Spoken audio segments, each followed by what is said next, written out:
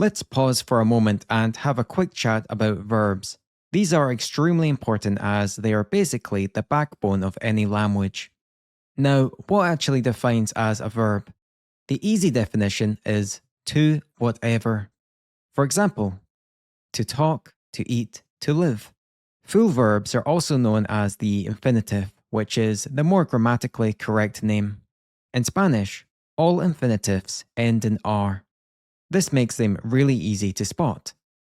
There are only three possible endings for Spanish verbs: AR, ER, and IR. Here are some examples of what that looks like. If we were to translate these three verbs, to talk, to eat, and to live, in Spanish it would be hablar, comer, vivir. We can see how each verb ends in each of the three possible endings. We have hablar ending in AR, comer ending in ER, and vivir, which is ending in IR. An infinitive in Spanish must end in AR, ER, or IR. These are the only three possibilities. Also, another important thing is that Spanish doesn't include the word to before the verb like we do in English. To talk, to eat, to live. But in Spanish, that's already included in the verb itself and is represented by the AR, ER, or IR. So once you spot one of these endings, you know instantly that you're dealing with a full verb, or in other words, the infinitive. Now, how do we actually use verbs? Well, of course, we use verbs to talk about ourselves or others, and in order to do this, from any verb, we will have conjugations, such as I want, he wants, you want, and so on.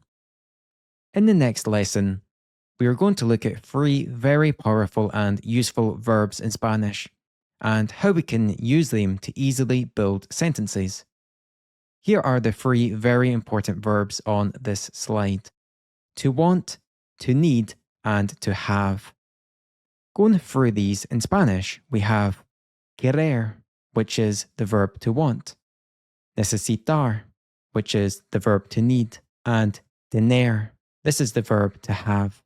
Mastering these conjugations will empower you to start expressing yourself in Spanish, and it will also give you a key understanding of how verbs work in the language, which we'll build on throughout the rest of the course. In order to not overwhelm you all in one lesson, we'll first focus on the angle of I.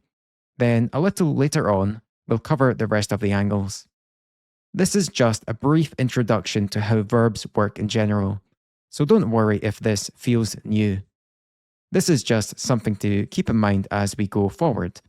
Simply watch the videos in the order laid out and everything will make sense.